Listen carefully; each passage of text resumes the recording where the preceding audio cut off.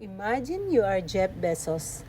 You have billions of dollars, highly advanced AI supply chain, and an army of analysts. You decide to open a massive, air-conditioned convenience store in the middle of a Philippine barangay. You have the best products, the best lighting, the best corporate strategy. But right across the street is a tiny wooden shack with a rustic Coca-Cola sign, guarded by a 60-year-old woman named Aling Nena, holding a notebook and applies water. And here's the crazy part. You're losing her. Welcome to the Philippines, where the global laws of retail economics go to die and the sari-sari store reigns supreme. What's up mga kadiskarte? Today, we are doing a deep dive into the most misunderstood microeconomic powerhouse in the world, the Filipino sari-sari store. To a foreigner, just looks like a tiny kiosk selling shampoo and cigarettes. But if you look closer, if you apply the mental models of Wall Street, you'll realize that the sari-sari store is a masterclass in decentralized finance, supply chain logistics, and the behavioral psychology. So, grab your RC Cola and your Hansel sandwich.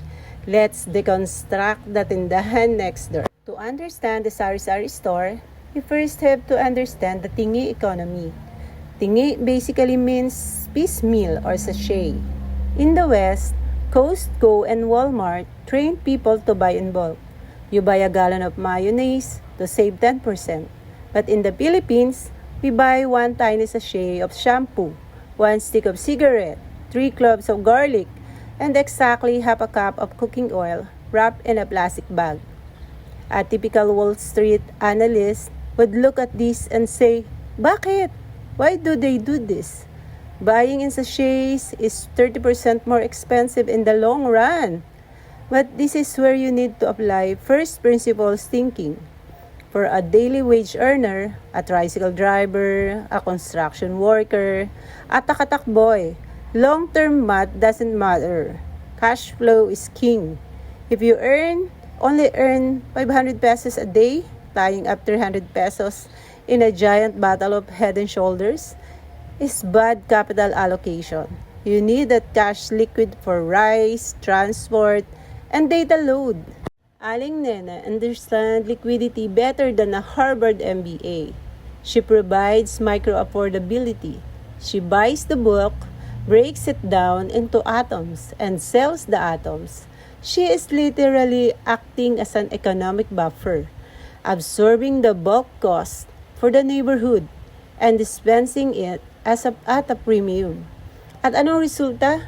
Insane profit margins. A 100 peso bulk pack of garlic can be sold per piece to yield 150 pesos. That's a 50% ROI happening real time, right outside someone's living room window, trying get that return in the stock market. But the real genius of the sari-sari store isn't the inventory.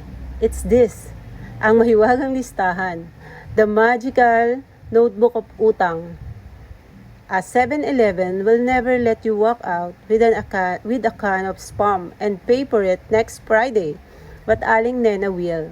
Why? Because the sari-sari store operates one of the most sophisticated, high-risk, unsecured microcredit systems in the developing world. If you go to a bank for a loan, they need your ID, your blood type, your tax returns, and the soul of your firstborn child. Aling Nena, her KYC, Know Your Customer protocol, is based entirely on social capital. She knows your mom, she knows what time your dad comes home drunk, she knows your ate is an OFW in Dubai who sends remittance every 15th of the month. Aling Nena's risk assessment algorithm is flawless. If you don't pay your utang, she won't send a collection agency. She will deploy something much more terrifying, public shaming. Sipin mo, you walk down the street with a new pair of fake Jordans and Aling Nena shouts, Hoy boy, may pambili ng sapatos pero yung utang mong sardinas ng isang buwan di mo pa bayad? Hey boy, you have money for shoes but haven't paid for last month's sardines? That is catastrophic drop in your social credit score. The threat of neighborhood gossip ensures a default rate that is actually surprisingly manageable. The sari-sari store solves the unbanked problem of the Philippines simply by turning relationships into collateral. Speaking of gossip, we need to talk about information velocity. Elon Musk says that the human communication is slow. We need Neuralink to transmit data faster.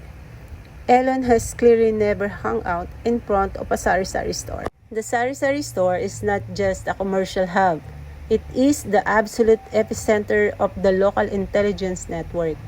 When people buy their afternoon Coke or their morning pandesal, they linger. They talk. Did you hear about the mayor? Did you know the guy at number 42 has a secret second family? Wala na daw tubig mamayang gabi. There will be no water tonight. The speed at which data travels from the sari-sari store to the rest of the barangay violates the law of physics. It is highly efficient, peer-to-peer, localized social media feed. But economically, why is this important? Because retention is everything. Why do you go back to Facebook or TikTok? For the tea, for the drama, for the updates. Aling Nena doesn't need to run Facebook ads. The chismis is the customer acquisition cost. People literally go to the store to buy a 5 peso candy just as an excuse to stand there and listen to the latest neighborhood scandal. She has gamified her retail experience. So, let's bring it back to our original question. Why does this tiny, chaotic, unair-conditioned shack survive right next to a multinational billion-dollar corporate beast like 7-Eleven or Uncle John's? In business, Warren Buffett talks about having a moat, an unbreachable competitive advantage. The 7-Eleven has economies of scale, but the sari-sari store has frictionless convenience and hyper-localization. Like number 1, the dress code. You can't walk into a 7-Eleven shirtless, dripping wet from the rain, holding exactly 13 pesos in coins. The security guard will look at you weird. But you can yell at a sari-sari store from the street in your boxers and Aling Nena will hand you a cigarette through the metal grill, zero friction. 2. Customization. Will 7-Eleven sell you a half of stick of butter? No. Will they slice one hot dog and half for you? No. Aling Nena will. The 7-Eleven is a transaction. The sari-sari store is a relationship. When the pandemic hit and the malls closed and the corporate supply chains panicked, who fed the neighborhoods? It was the sari-sari stores. When family is exactly 20 pesos short for dinner, a corporation says, transaction denied.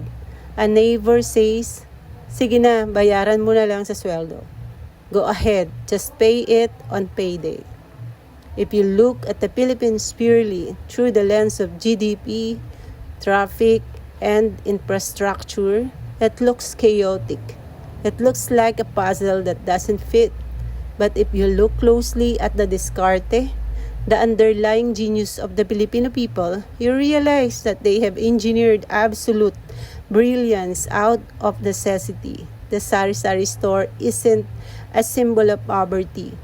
It's a monument to human resilience, community trust, and absolute business savagery. So the next time you walk past a tiny wooden store, don't just see the hanging sachets of shampoo. Respect the empire, respect the algorithm, and most importantly, pay your utang to Aling Nena.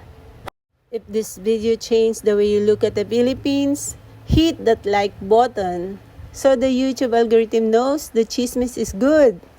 Subscribe to Pinoy Facts for more deep dives into the brilliant, beautiful chaos of the Filipino mindset.